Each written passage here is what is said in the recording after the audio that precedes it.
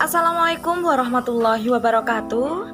Kami dari kelompok 7 Teori Portofolio Analisis dan Investasi akan memaparkan materi mengenai investasi saham dan penilaian saham biasa. Berikut anggota dari kelompok 7.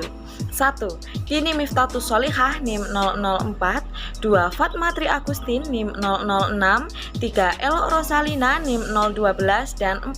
Indi Elsa Insira NIM 022. Berikut adalah sub pembahasan materi pada kelompok kami. Yang pertama, sifat dasar saham. Yang kedua, aspek-aspek saham. Yang ketiga, nilai saham. Yang keempat, dividen. Yang kelima, perpajakan. Dan yang keenam adalah kebijaksanaan dividen. Untuk materi yang pertama akan disampaikan oleh Mbak Dini. Baik, kita memasuki materi yang pertama, yaitu sifat dasar saham.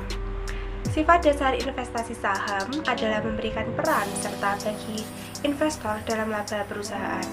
Peran serta itulah yang merupakan sumber nilai dari saham.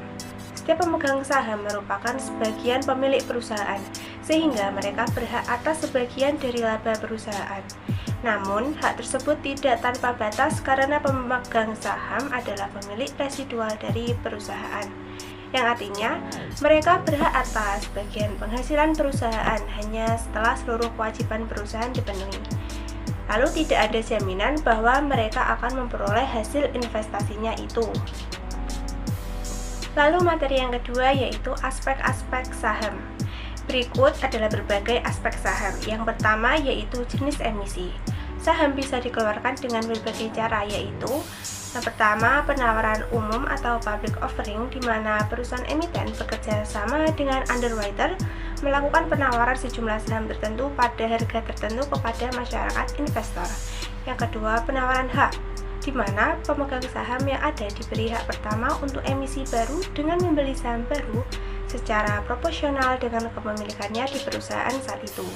Yang ketiga, saham penyertaan yang ditangguhkan, di mana pemegang waran diberi hak untuk sejumlah saham tertentu pada harga tertentu dalam jangka waktu tertentu, sedang pemegang saham convertible diberi hak untuk menukarnya dengan sejumlah saham biasa tertentu. Yang kedua yaitu stock split, digunakan untuk meningkatkan daya tarik perdagangan saham dengan menurunkan harga pasarnya jika harga pasar dianggap terlalu tinggi. Yang ketiga yaitu treasury stock, yaitu saham yang telah dikeluarkan dan kemudian dibeli kembali oleh perusahaan emiten. Treasury stock dimaksudkan untuk menggabungkan atau merger dan akuisisi, memenuhi program opsi saham atau stock option karyawan, atau membayar dividen saham. Yang keempat yaitu biaya transaksi, yaitu biaya pelaksanaan transaksi saham telah naik cukup tinggi sejak adanya komisi yang dapat dirundingkan. Lalu yang terakhir yaitu hak suara. Pemegang saham memiliki hak suara yang dapat ikut menentukan hal-hal yang mempengaruhi jalannya perusahaan.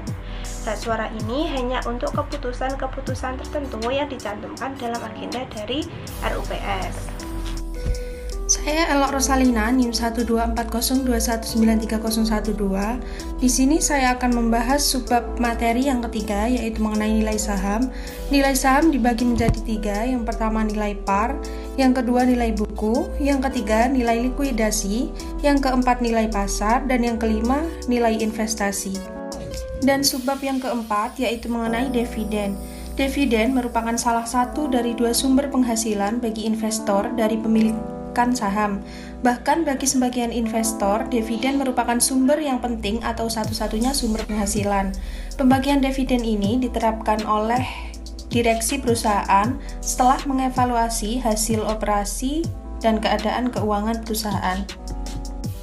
Saya Fatma Tri Agustin, NIM 12402193006 akan membahas mengenai perpajakan. Pajak senantiasa merupakan faktor yang harus diperhitungkan dalam penghasilan dividen. Pajak dapat dibebaskan pada sejumlah penghasilan pertama dari pembayaran dividen dan dikenal sebagai dividend exclusion feature. Fasilitas pajak ini sangat berarti bagi para investor kecil dan mereka yang mengharapkan penghasilan berjalan. Keringanan pajak lain diberikan kepada pemegang saham yang bersedia menerima dividen tunai dalam bentuk tambahan saham yang dikenal sebagai program reinvestasi program. Saya Indi Elsa Insira, NIM 12402193022 akan menyampaikan materi pada poin F, kebijaksanaan dividen. Perlu diketahui bahwasanya kebijaksanaan dividen ini dibagi menjadi 3, yaitu kebijaksanaan dividen reguler, kebijaksanaan dividen ekstra, dan juga kebijaksanaan payout ratio tetap. Yang pertama adalah kebijaksanaan dividen reguler. Didasarkan atas pembayaran dalam rupiah tetap setiap periodenya, yang bertujuan untuk menjamin tingkat dividen yang teratur dan konsisten.